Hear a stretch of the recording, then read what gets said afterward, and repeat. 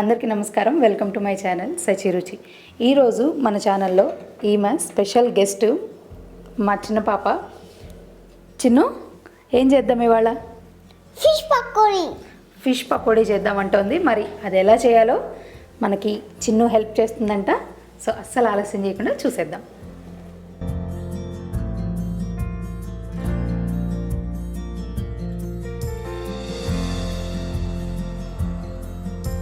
చిన్న పాప, ఫస్ట్ ఏం వేయాలి? ఫిష్ వేయాలి. ఇది 1/2 kg ఫిష్ అండి. చక్కగా చిన్న చిన్నగా కొరమీను కానీ లేకపోతే అపోలో ఫిష్ కానీ తీసుకుంటే చాలా బాగుంటుంది పకోడీకి. ఇవి ఈ సైజులో కట్ చేయించుకొని పీసెస్ బోన్లెస్ చేయించాను నేను. చక్కగా ఉప్పు అవన్నీ వేసి వాష్ చేసేసి, మనకి కేజీ ఫిష్ తీసుకుంటే మనకు అయ్యేపటికి 1/2 kg కన్నా కొంచెం ఎక్కువ వస్తుంది. సో దీన్ని ఒక మిక్సింగ్ బౌల్లోకి తీసేసుకుందాం.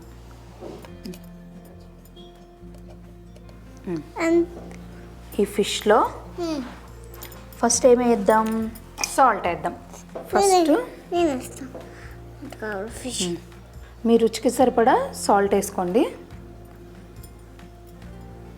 నేను సైంధవ లవణం యూజ్ చేస్తానండి, అందుకని కలర్ ఇలా ఉంటుంది. రాక్ సాల్ట్ ఉంటుంది కదా, అది యూజ్ చేస్తాను, హెల్త్కి మంచిదని. అందులో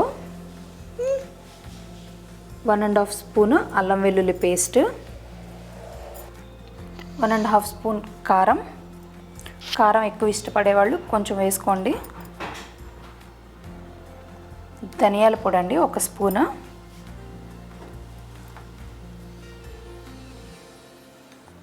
జీరా పౌడరు, శనగపిండి అండి. శనగపిండి వేస్తే మనకి పకోడీ చాలా టేస్టీ ఉంటుంది. ఒక 3 నుంచి 4 స్పూన్ల వరకు తీసుకోవచ్చు శనగపిండి. కార్న్ఫ్లోర్, ఒక 2 స్పూన్ల కార్న్ఫ్లోర్ వేస్తే మనకి మంచిగా క్రిస్పీగా వస్తాయి పకోడీ. కొంచెం గరం మసాలా, ఒక 1/2 చెక్క నిమ్మకాయ తీసుకొని ఇలా పిండేసేయాలి. ఇవన్నీ బాగా మిక్స్ చేసేయాలి.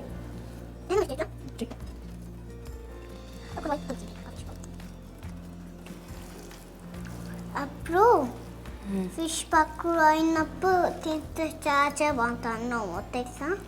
అవునా? నీకు ఫిష్ అంటే ఇష్టమా చిన్ను? yes guys. స్టవ్ మీద ప్యాన్ తీసుకొని ఆయిల్ వేసుకుందాం. ఆయిల్ పీల్చవు మ్యాక్సిమము. ఒకవేళ ఆయిల్ పీల్చినట్టు అనిపిస్తే కొంచెం కొంచెంగా వేసుకోండి, ఎందుకంటే డీప్ ఫ్రై చేసిన ఆయిల్ మనం మళ్ళీ వాడం కదా. ఫిష్ డీప్ ఫ్రై చేసింది. ఫిష్ పులుసుకి వాడుకుంటే బాగానే ఉంటుంది, కాకపోతే విడిగా వాడం కదా, అందుకని. ఇందాక పసుపు వేయటం మర్చిపోయానండి. సో కొంచెం ఒక 1/2 స్పూన్ పసుపు వేస్తే మనకి కలర్ మంచిగా వస్తుంది. ఆయిల్ బాగా వేడెక్కిందండి. ఇప్పుడు ఒక్కొక్కటిగా వేద్దాం. ఇలా ఒక్కొక్కటిగా ఆయిల్ కాగాక ఆయిల్ని సిమ్లో పెట్టుకోండి. అప్పుడే మనకి ఫిష్ మంచిగా ఉడుకుతాయి. కొంచెం ఉడికిపోయాక అప్పుడు హైలో పెట్టుకొని ఫ్రై చేసుకుంటే క్రిస్పీగా వస్తాయి. కదిలించొద్దండి. ఒక 2 నిమిషాలు కదిలించామంటే ఫిష్ మెత్తగా ఉంటాయి కదా, విరిగిపోయినట్టు అయిపోతాయి. కొంచెం అడుగునున్న లేయర్ అంతా కొంచెం ఫ్రై అయ్యాక అప్పుడు మనం తిప్పి వేయించుకున్నామంటే సరిపోతుంది.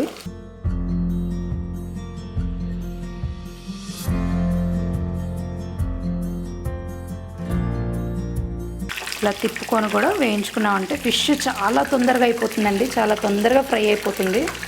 లోపల కూడా చాలా తొందరగా ఉడికిపోతుంది ఫిష్. అస్సలు టైం పట్టదు ఫిష్. చూసారా, ఆయిల్ ఏం పీల్చట్లేదు, అందుకని మనకి ఇంక ఎక్స్ట్రా వేసుకునే పని కూడా ఉండదు. ఇది ఉడికిపోయేదాకా ఫ్రై చేసుకుంటే ఈ చుట్టూ వస్తున్నాయి కదా బబుల్స్, ఆ బబుల్స్ అన్నీ పోయేదాకా ఫ్రై చేసుకోవాలి. ఓకే, ఇలా చక్కగా మంచి బ్రౌన్ కలర్లోకి వచ్చే వరకు ఫ్రై చేసుకోవాలి.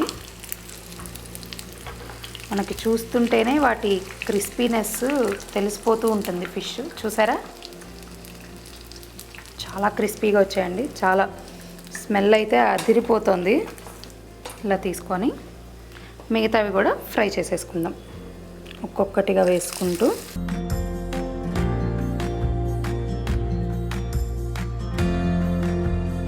పిల్లలతో కలిసి వంట చేస్తుంటే కొంచెం జాగ్రత్తగా ఉండాలి, కానీ స్టవ్ దగ్గర వాళ్ళు ఉన్నప్పుడు చాలా సరదాగా ఉంటుందండి. వాళ్ళకి మంచి టైం పాస్, ఎలాగో లాక్డౌన్ కదా. అయిపోయాయండి. ఇప్పుడు వీటిని చక్కగా తీసేసుకొని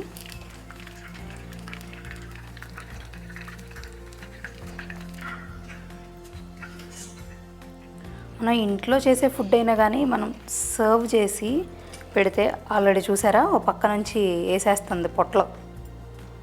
అస్సలు ఫిష్ చేస్తే కంట్రోల్ చేయడం కొంచెం కష్టం అండి, ఇలాంటి స్నాక్ ఐటమ్స్ చేస్తే. టేస్ట్ మాత్రం అదిరిపోయిందండి. నేను వేస్తుంటే ఆమె పక్క నుంచి ఏరి పక్కన పడేస్తుంది. చిన్న పాప.